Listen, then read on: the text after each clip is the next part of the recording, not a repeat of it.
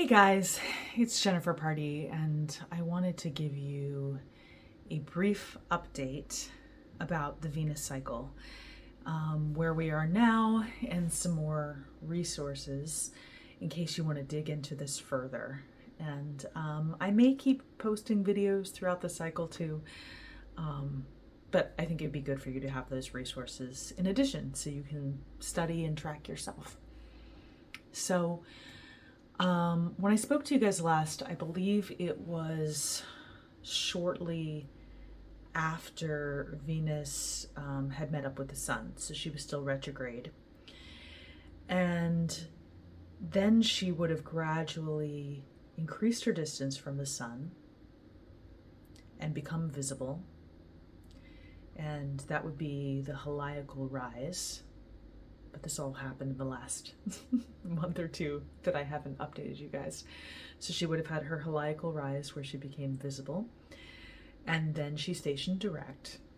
And I think about maybe a week after she stationed direct, not long after that, she would have met up with the moon for the first time. So now, and really for the last few weeks, she's been in this phase where she's very bright and visible. She's about 46 degrees away from the Sun, which is close to her maximum elongation.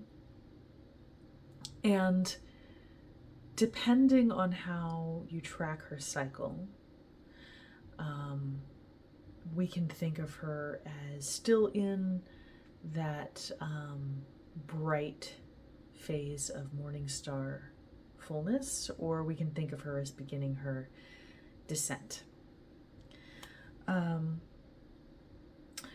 So I'm going to pause here for a second and show you the resources that I'm using for my own personal study and practice with Venus.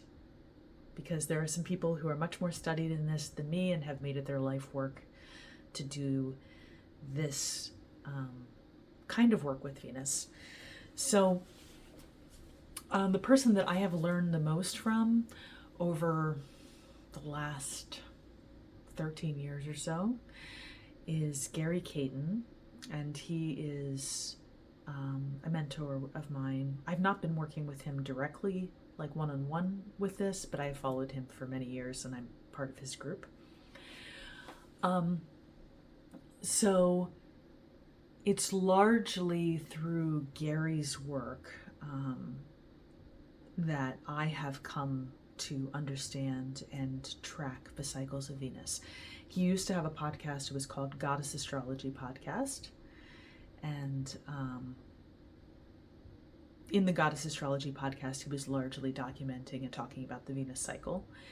And now he has a Hermetic Astrology Podcast. He's also done a lot of work with Mercury cycle. But he still does post a lot, especially on Facebook, but also sometimes on YouTube and on his podcast about the Venus cycle. So if you want to know a lot of where I'm getting my information and understanding from, a lot of that has been inspired by Gary Caton's work, and you can follow him. And he has an article. It was in this book released around 2012. But you can actually get it by itself on Kindle for $5 or $6. You can get this article, The Visual Journey of Venus. And that's a great article that Gary has done talking about the Venus cycle and how it works. And the other person that I'm borrowing a lot of my understanding from and that I'm studying with as I personally work with Venus is Adam Gainsburg. And this book also came out around 2012, The Light of Venus. And I highly recommend that. Yeah, so according to Adam's work, Venus would still be in her fullness phase as a morning star. So what that means is, ever since she met up with the sun, when I last did a Venus video for you guys, a longer Venus video, she has since then been rising before the sun, right? That's what makes her morning star Venus. So she is visible if you get up early, which I don't. Gary takes actually some beautiful photographs sometimes of the morning and evening sky. So he's been taking some and posting some beautiful photos of Venus pre-dawn. So if you get up early, you can see her rise before the sun, because again, she's about 46 degrees ahead of the sun. So that could be a good couple hours before the sun that she is going to be up and visible. So morning star Venus is the phase she's in. And that's a more yang, well, in terms of yin and yang, or a masculine side of Venus. It's a Venus that is maybe brighter and more self-focused, self-promotional in a way, likes to put itself out there, more direct, as opposed to in the second part of her phase, and before Venus went retrograde, and during the first part of the retrograde, she was an evening star Venus. She was behind the sun. That is a more receptive, accommodating, hostess, yin version of Venus. So Venus is in her bright, more yang or masculine phase. And one way of understanding this is that she's the queen of heaven, but later in her story, when she is in evening star phase, she becomes queen of heaven and earth after she goes through her underworld journey. So she's bright. She's pretty far away from the sun. So Adam Gainsburg would say that she's still in her fullness phase. And if you get his book, you can read all about that.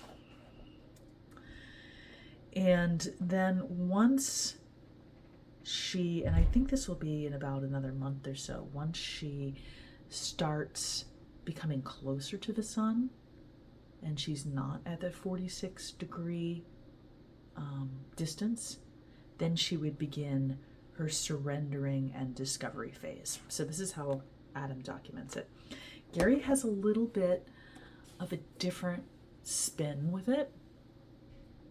And it's Gary's version that I've worked with the most, so I'll explain kind of how that's working.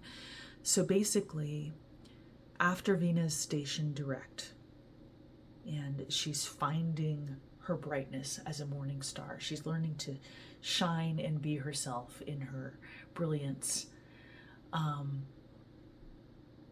She meets up with the moon, but she's just stationed direct, so we don't count that. And then last week, she moved out of the shadow of her retrograde. So she's moving faster now. She has moved further than where she initially went retrograde, which was at 28.5 Leo. She cleared that last weekend. And then shortly after that, she met up with the moon. Now at this point, according to the way Gary is documenting it, she is now beginning her descent. So even though she's still pretty far from the sun, we can start tracking the 7 meetups with the moon that she has. And those 7 meetups with the moon would be correlated, or could be correlated, with 7 different chakras, 7 different processes, and also generally 7 different signs.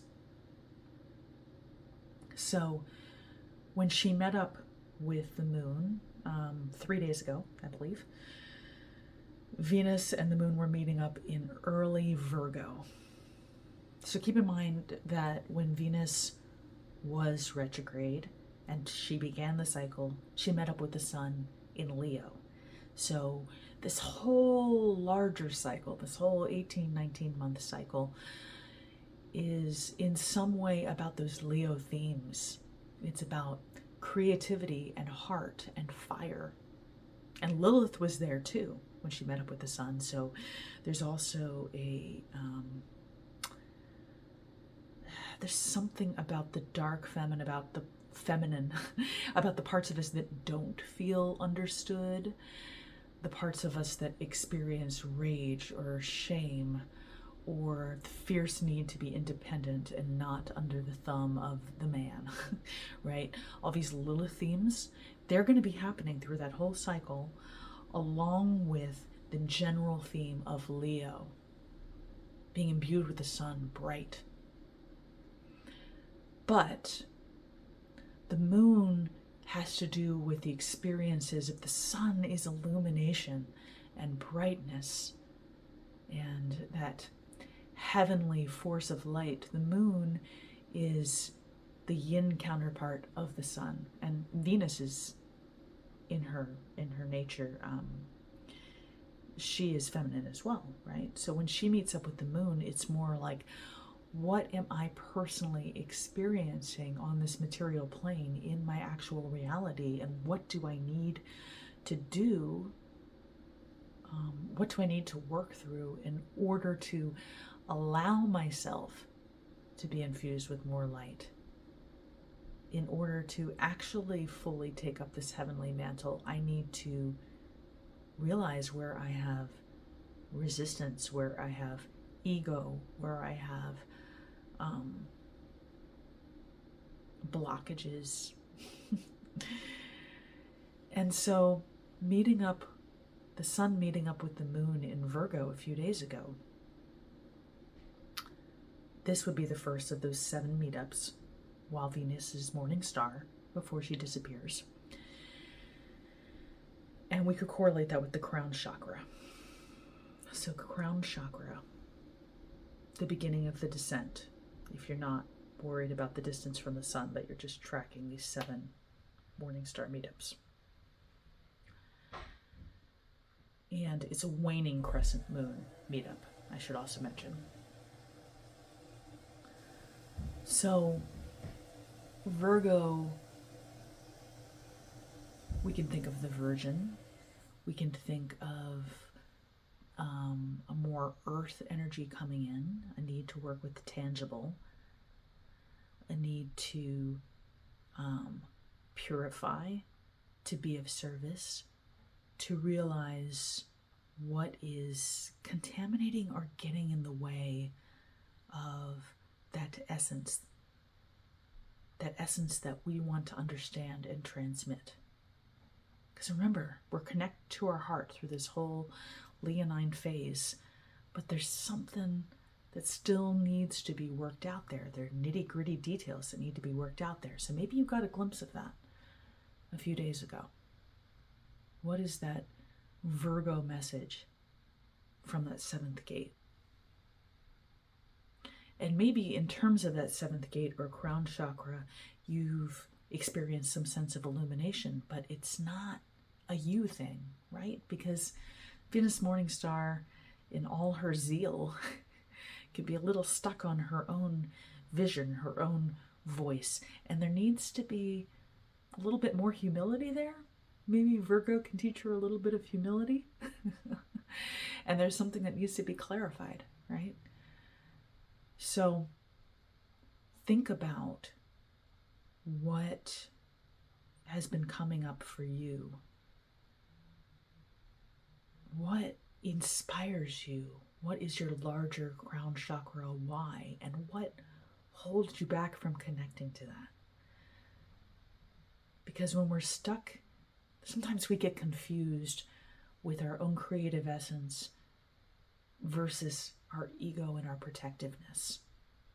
We have a shell around our heart, and we're not allowing ourselves to shine fully because we're scared or we're embarrassed or we're afraid we're not good enough. So, with Venus having recently met up with the moon in Virgo at the crown chakra, Think of what needs to be purified, clarified, and how you can allow more light of inspiration to come in to guide you through the rest of this phase. So I'm going to try and make some more videos if you guys find these interesting and inspiring at all. I did, before I came on this video, I chanted the Orphic hymn to Venus. I love the Orphic hymns. Maybe I'll chant that for you guys sometime. But, and there are so many more resources, some other books that I think are great. In terms of the story of Inanna and Venus's descent, I love this one. And in terms of a larger Venus cycle, all the different signs that she visits over 8 years and creates a beautiful pentagram. I love this book. But again, the main ones that I would recommend for you following the cycle right now, if you want to do that along with me, are Gary Caton's work, The Visual Journey of Venus. And again, you can find that on Kindle for $5 or $6. It's part of this larger collection. And The Light of Venus by Adam Gainsburg. So I hope this has been inspiring to you in some way, or helpful on this Friday the 13th, a sacred feminine day, and Venus's day, of course. And I will look forward to talking to you guys more sometime soon. And I wish you a blessed month, and may you not be knocked over by the solar eclipse, but may it help you in your purification and release, and work with the divine so that just more light can come through. All right, I love you guys. I will talk to you more soon.